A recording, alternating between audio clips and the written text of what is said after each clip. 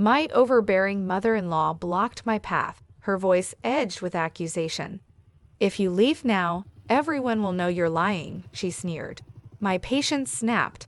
"Move, Laura," I demanded. But before I knew it, she grabbed a heavy serving spoon and hit me on the head with anger. My world spiraled. Then he shoved me hard from behind, making me tumble down the stairs. As I tumbled, one desperate thought filled my mind. Asterisk, is my baby safe? Hello everyone, I'm Lisa. Lately, my life has been a whirlwind. Honestly, I never imagined I'd be sharing this, but life has a knack for hitting you with surprises when you're least prepared. I'm 31 years old, working as a marketing executive, and until recently, I thought I had everything under control. Just over a year ago, I married Mark, my college sweetheart. We were so happy, feeling like we were on top of the world. Not long after, we received some incredible news. I found out I was pregnant. This was our little secret, and we were beyond excited. One evening, unable to contain my excitement any longer, I turned to Mark and said, "Can you believe it? We're going to be parents." My joy was overflowing. Mark pulled me into a big hug, his eyes shining. "I know, Lisa. It's amazing," he said with a smile. "But remember, let's keep it quiet until after the first trimester."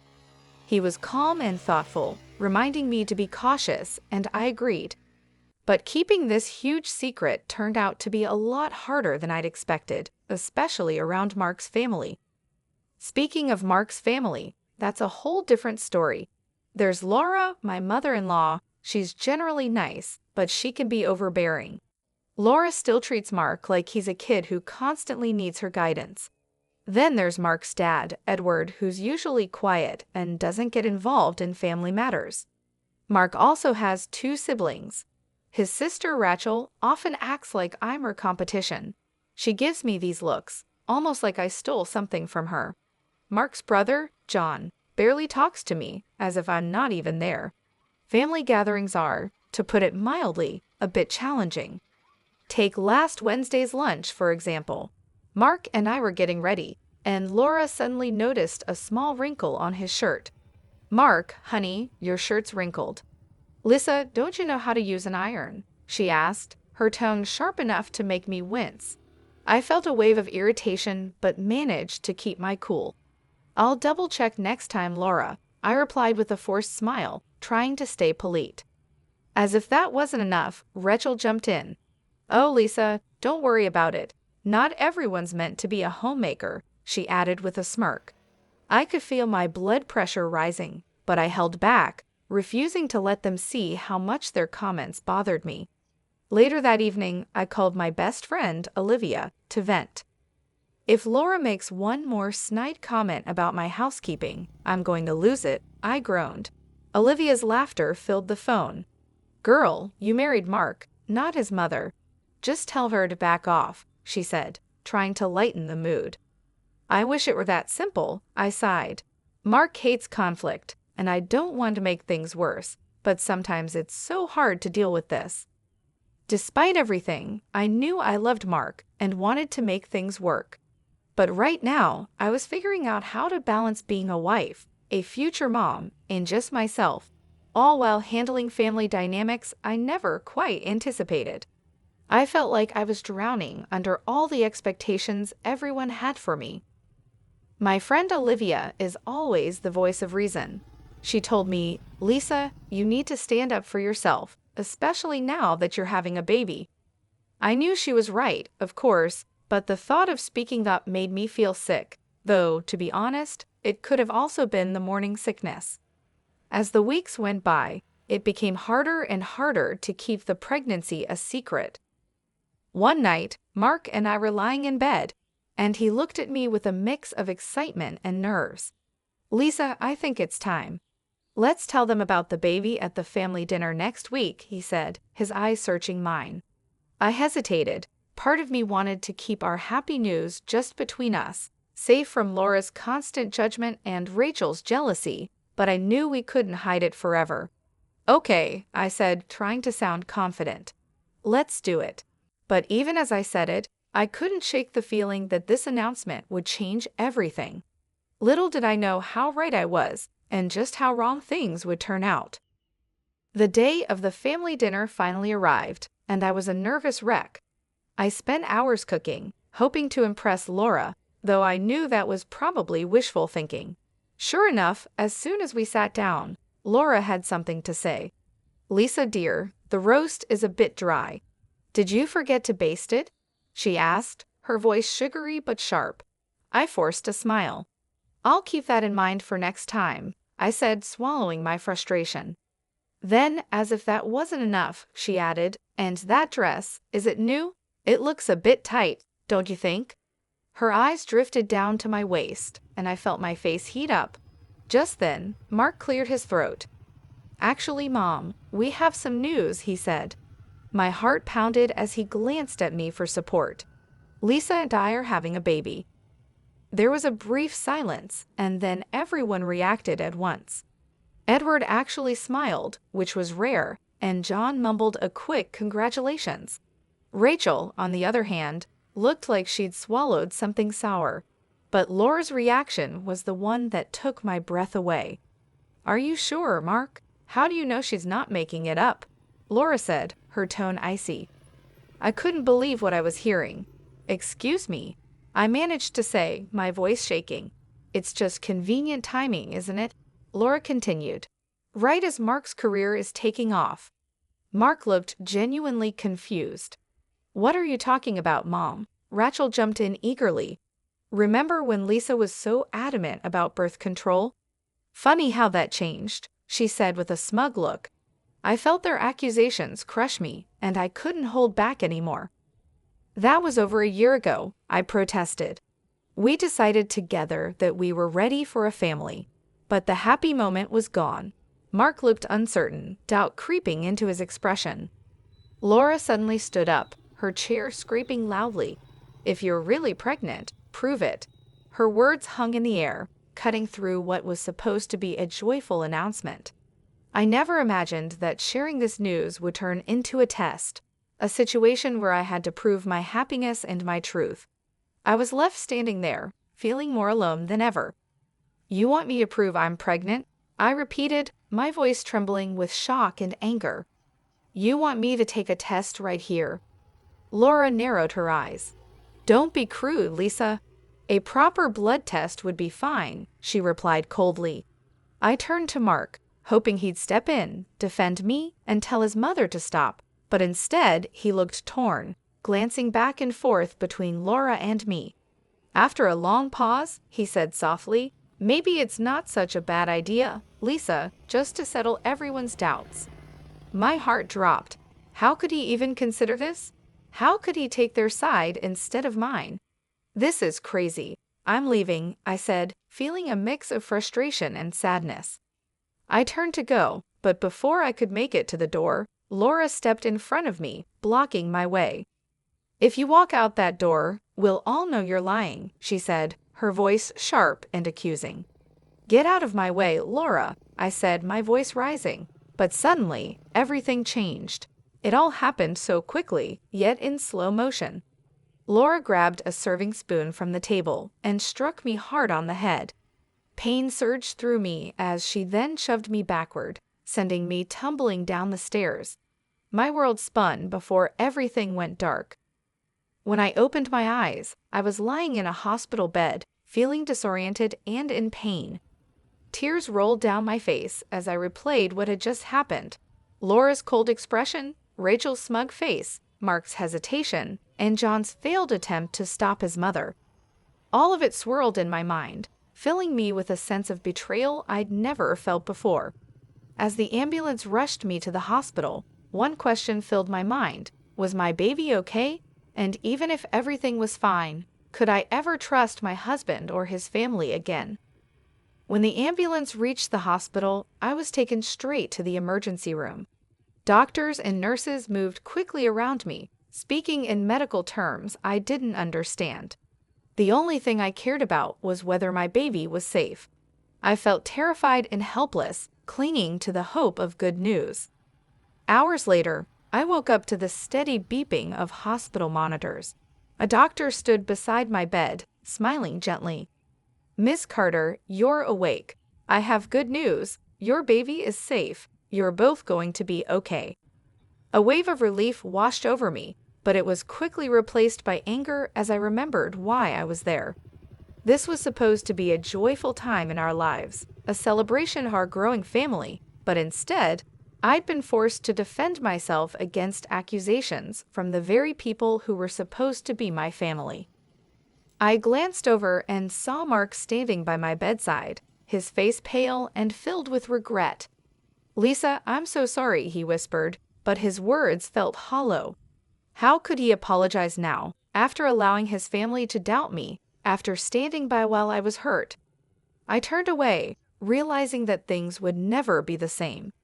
In that moment, I knew I'd have to make some tough decisions about who I could really trust and what kind of life I wanted for myself and my child.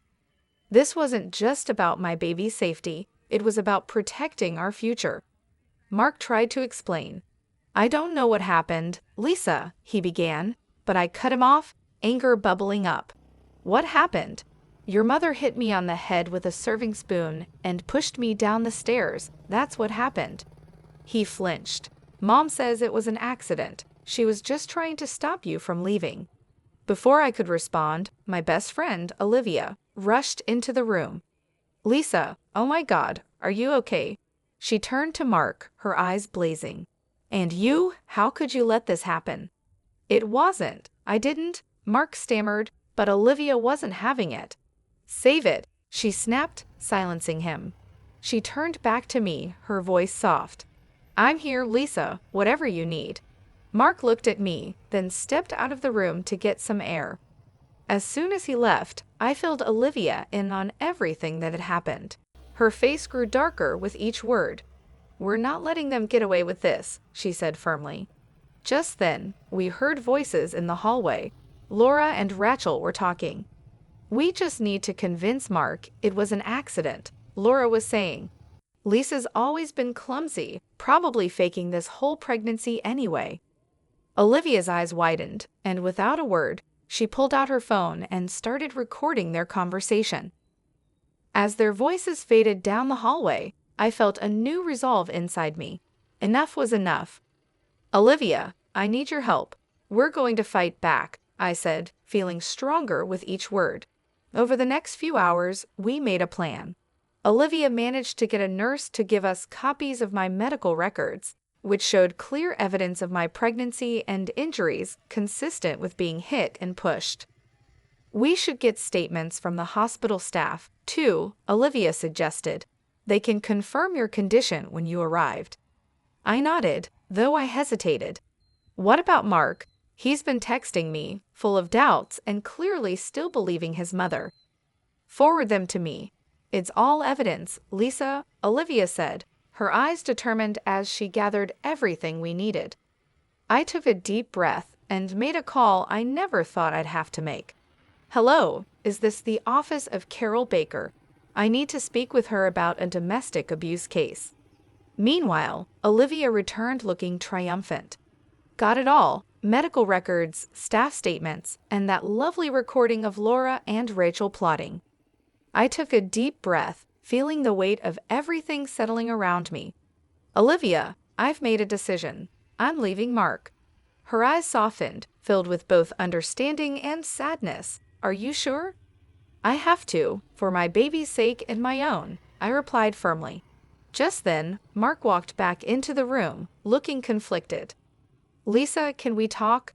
"Mom wants to come and apologize," he said, looking at me with pleading eyes. "No, Mark, we can't," I said, cutting him off. "And she can't. I'm done." His face fell, clearly not expecting this. "What do you mean?" "I mean I'm leaving," I said, my voice steady. I watched the shock spread across his face, but I didn't feel any doubt. I had to protect myself and my baby, and that meant leaving behind anyone who didn't have my back. "I can't be part of this family anymore, Mark.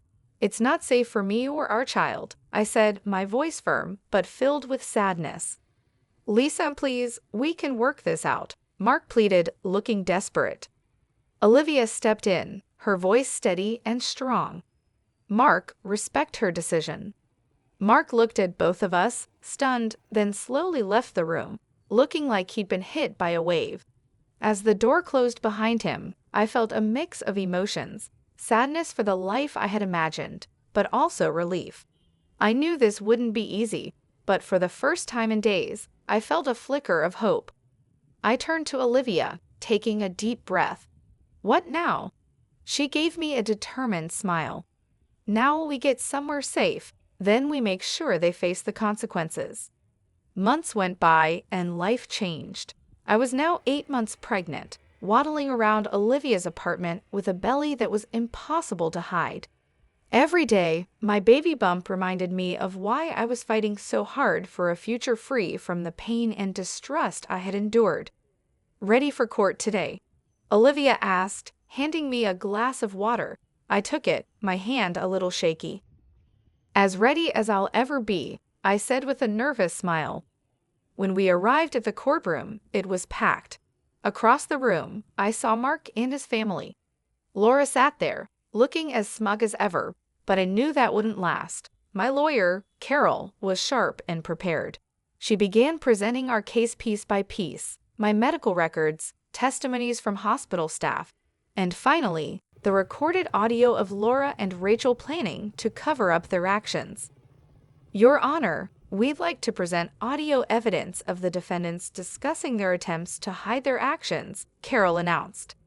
As Laura and Rachel's voices played for the court, I saw the color drain from their faces. Mark looked like he'd been slapped, his expression filled with shock and horror. Then the judge turned to Laura.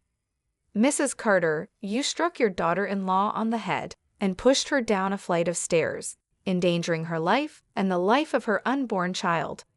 How do you plead?" Laura stammered, her usual composure cracking. It was an accident. I never meant."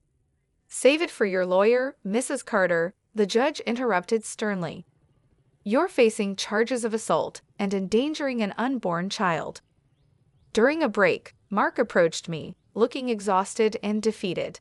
"Lisa, I had no idea. I'm so sorry. Can we please talk for a moment?" I felt a hint of pity, maybe even a small flicker of regret, but then I remembered those long, painful days in the hospital, how he had doubted me, how he had chosen his mother over me and our child. I shook my head. "No, Mark, your apology means nothing now. You chose your mother over us. There's no coming back from that." His face crumpled, but I held firm. I had a future to protect. Later, the judge's gavel came down with a loud bang. In the matter of Carter versus Carter, this court rules in favor of the plaintiff, Ms. Lisa Carter. She is granted a divorce, full custody of the unborn child, and a settlement of $700,000 for emotional damages and medical expenses. Hearing those words, I felt a wave of relief wash over me. This chapter was finally over. I had fought for myself, for my child, and for a new beginning. I didn't look back at Mark or his family as I left the courtroom. My focus was now on the future, one where I could finally feel safe and start anew. 4 years later, I was busy blowing up balloons for my daughter Emily's 2nd birthday. My little fighter, born against all odds, now happily toddled around, babbling and laughing. Olivia walked in, her arms full of presents, smiling wide. "Where's the birthday girl? Auntie Olivia's got goodies," she said with a big grin. I watched Emily squeal with joy, her eyes lighting up, and I couldn't help but feel a deep sense of gratitude for how far we'd come. So much had changed in my life. I was now running my own marketing business, using my experiences to help others who'd been through hard times tell their own stories. My goal was to give people a voice and turn pain into purpose. Laura was no longer in our lives. She was serving her sentence. Turns out pushing a pregnant woman down the stairs was something the justice system took very seriously. I didn't think about her much anymore. She was part of the past, a chapter I had left behind. More friends started arriving, filling my home with warmth and laughter. These were my people now, the family I'd chosen. Together, we laughed, ate, and celebrated Emily's special day. I felt surrounded by love, And I realized that this was what family was supposed to feel like: supportive, joyful, and safe.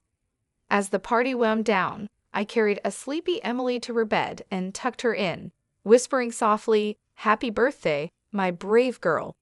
The world is yours, and it's mine too." I kissed her on the forehead, feeling a peace I hadn't felt in a long time. This life, this new beginning, was one that I had fought hard for. It was a life that was safe and happy, and I was determined to protect it. Whatever challenges came next, I knew Emily and I could handle them together. After everything we'd been through, I had no doubt we were ready. Looking back on everything, I'm left with one lingering question. If you were in my position, would you have given Mark another chance? Was it too cold-hearted to turn down his apology? Or was it the right step to keep my daughter and myself safe from any potential risks down the line? There's no simple answer here, and everyone's story is unique. But I'd really appreciate hearing what you would have done in my shoes. If you're also facing a difficult choice or know someone who is, sharing your thoughts could be a big help. Please drop your thoughts in the comments below. Your insights could mean a lot to someone going through a similar struggle. If you enjoyed this story, please give it a thumbs up, subscribe to stay updated with more, and leave a comment with your thoughts. Your support means so much, and I love hearing from you. Thank you for watching.